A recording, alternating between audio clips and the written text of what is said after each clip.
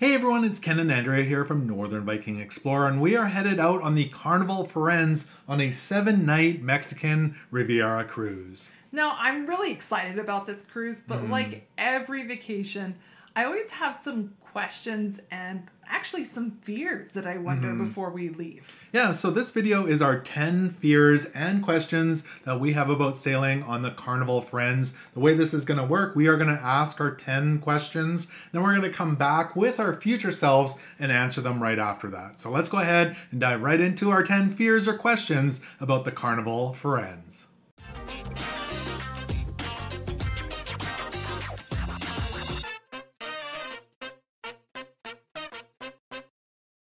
So how do you say Firenze? I keep calling it Firenze. Is that even right? Is it Firenze? I don't know. It's my fear that we're saying it wrong the whole time. Firenze, Firenza. Frenzy. I don't know. Hopefully it's not a frenzy on the ship, but how do you say Carnival Firenze? We heard a few different pronunciations of this ship by different staff members. So there was a few different things we heard, but we're going to go by what the captain said. He did tell everyone how to say the ship's name at the captain's Venetian toast. So let's go ahead and listen in. Fi. Rain. Now Federico one. Say. One more time. Say. If you put it together, it becomes Firenze. Being an Italian-inspired ship, will the food be similar to other Carnival cruises, or will it have an Italian flair? Yeah, that's a good point. I don't know, and I guess we'll find out. As for the food on the Firenze, it was kind of the same, but at times it was different. That's true. We'll start out with the main dining room. So the menus were almost identical to what we've seen on other Carnival ships, with some slight twists. I would say anything that could be deemed Italian was written in Italian.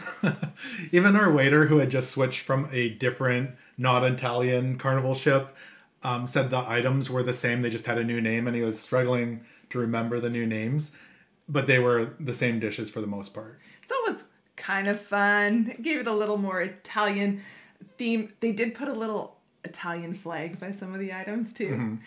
One big difference though was the baked Alaska. It was not called a baked Alaska, and it had dried fruit in it. So it was different than the other recipes I've had on other ships. There could have been the odd thing that was Italian, but it wasn't noticeable looking at the menu there in the main dining room.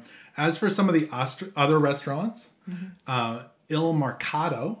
I like that. That was a really nice So place. this is one of the complimentary restaurants kind of by the pool. Yes.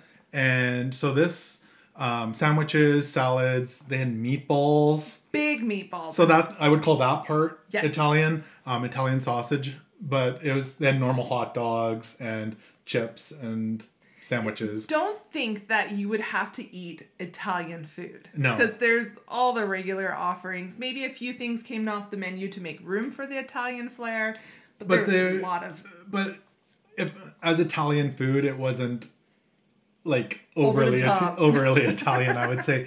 La Strada, so that's out on the promenade outside. This would replace what you might see on some of the other ships, like the outdoor barbecue. guys barbecue pig and anchor type of thing.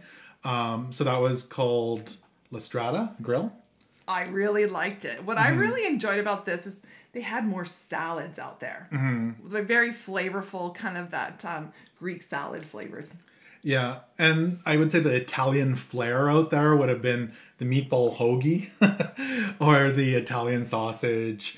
And then they had an Italian farm salad, I believe. So it wasn't a huge Italian flair, but there were some differences. And then they also had a restaurant called Tomodoro Mexican.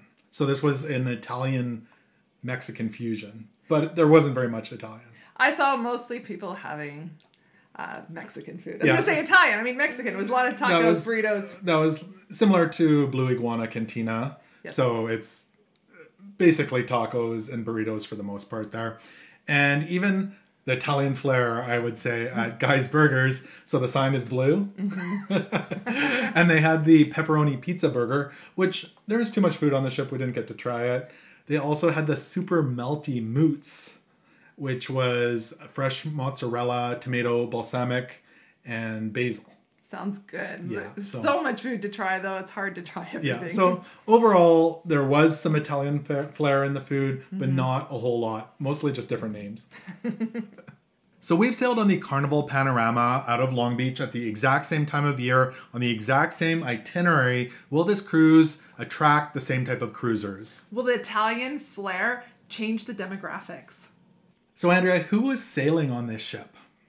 I noticed a lot of families sailing together. Now, keep in mind, this was a 7-night sailing. The Firenze also does shorter sailing, so it could be different then. And it was August, so the last week of summer. So a lot of families enjoying that last bit of summer holidays together.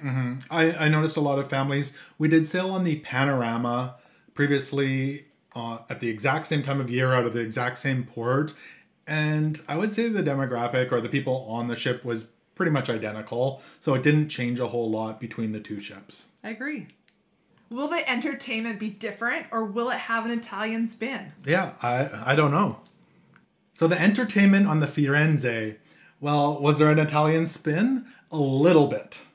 I thought it was done really well. It was done really well, but Yes. not all of it was Italian. No, that's true. Not all of it. Now, some of the big things were like the captain's Venetian toast. That was definitely Italian. Yes, that's where we learned to say the name of the ship, which I'm trying to avoid because I feel like I'm going to say it wrong. Firenze, honey, Firenze.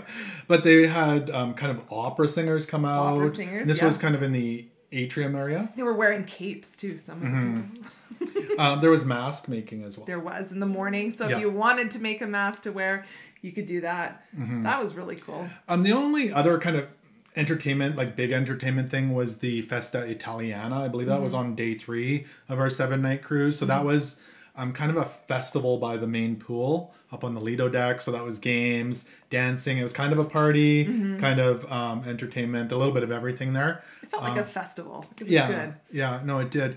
But the rest of it seemed very similar to a typical Carnival cruise. I would say that the main playlist productions were not Italian themed. No, and we had like a guest singer on board that wasn't Italian. No. Comedian that wasn't Italian. It was so the rest of it was very similar to a normal Carnival cruise, but there was a few things that had the Italian flair. I thought they did a great job of balancing the two, of the little bit of change and the little bit of what we're familiar with.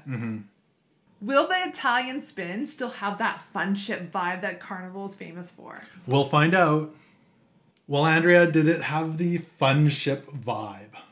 Absolutely. I truly enjoyed the sailing. It had a lot of the same fun things that you love with Carnival, but some of the addition of the Italian were unfamiliar and new, and you weren't sure what you were going to see, so it made it really interesting. Yeah, it was refreshing.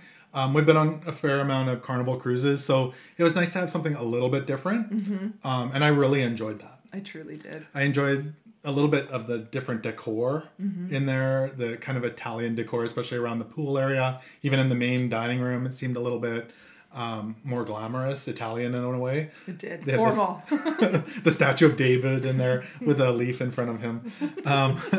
It was fun and yet felt the same. It was different. I don't know. I really enjoyed it. They married the two together really well. Yeah, no, it was really good that way. So if you're still watching, you're probably enjoying this video or getting some value. If you could go ahead and hit that subscribe button, it would really help us out in growing this channel so we can bring you more cruising content like what you're watching today. We've sailed on a couple of the sister ships, the Carnival Vista and the Carnival Panorama, and didn't actually love the theater venue. Will this be better or the same?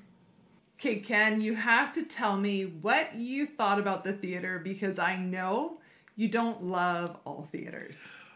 So we've sailed on the Vista and the Panorama, which are technically sister ships to this, and we didn't really like the theaters in those.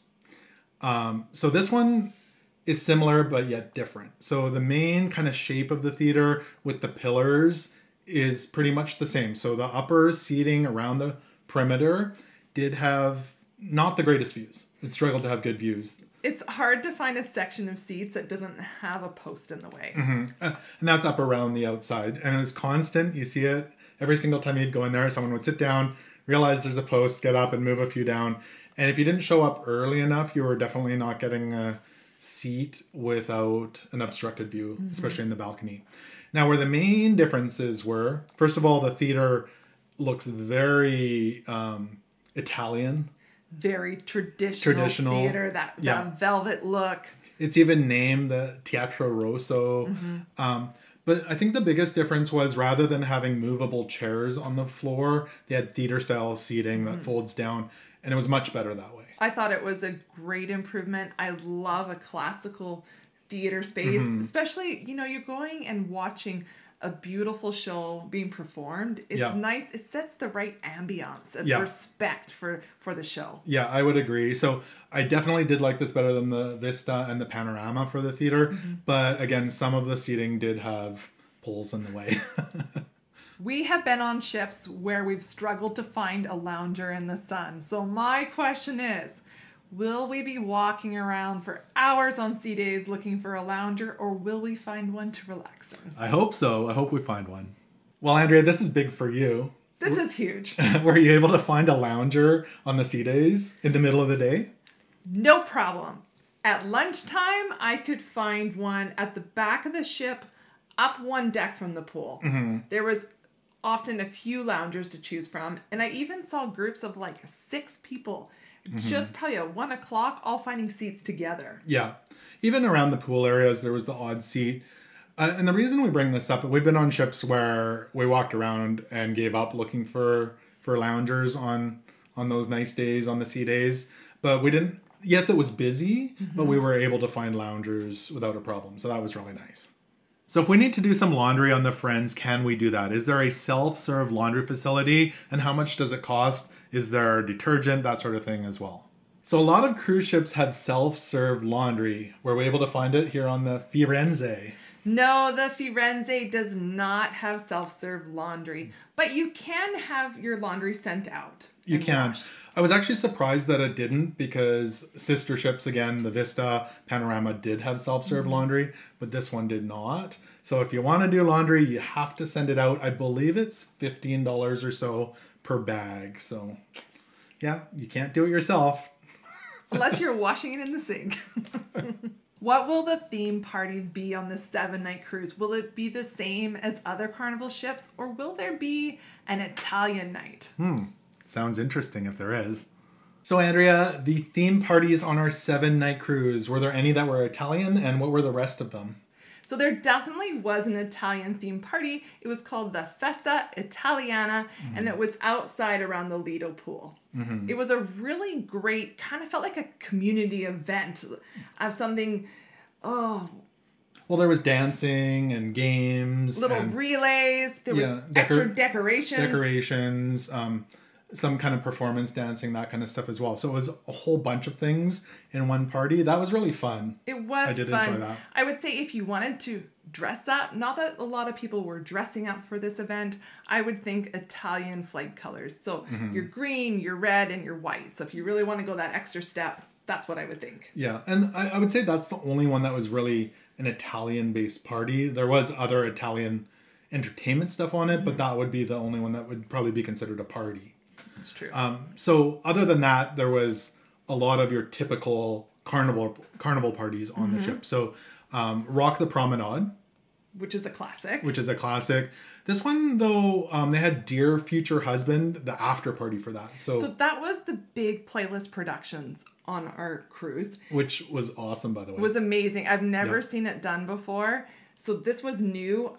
I don't know if it's on other ships or not, but after the second show, they continued the celebration in the Tuscan Lounge. Yeah, so that kind of continued out of there. Some of the other parties, the Silent Nights, so that's where you wear headphones and dance to the music. If I remember, that was out by the Lido pool area. The 80s Rock and Glow Party, which is a staple on Carnival. And then the White Hot Night Parties, so that was in the Piazza. that one, there was a lot of people there, but it wasn't as busy as I've seen it on other ships. The one thing I would keep in mind, this was a 7-night sailing, so if you're on a shorter sailing, I'm sure they'd have to eliminate some of them because there just wouldn't be time for all of them. Mm-hmm. So would we book the Carnival Firenze again, or would we book other Italian-inspired ships from Carnival? I'm hoping that our trip is so amazing that we say yes. But we'll find out. So would we book again on the Carnival Firenze or another Italian-inspired Carnival ship? For me, absolutely. I would agree 100%. I would book again on an Italian Carnival ship. I really, really, really enjoyed it more than I actually thought I would. I would. There were some slight differences in the layout of the ship. I appreciated the changes. I liked the variety of food, a little bit of different parties. It was just fun to have a little bit different. Mm-hmm. The decor was a little bit different, but I really liked it. It was just neat and yet a comfortable experience that we were used to. So I would definitely book again. I think it was a great experience. It was. So hope you enjoyed our 10 questions and fears about sailing on the Carnival Firenze. If you did enjoy this video, make sure to give it a thumbs up and hit that subscribe button so you can get more cruising content like what you watched today. Thank you so much for watching, and until next time, happy cruising.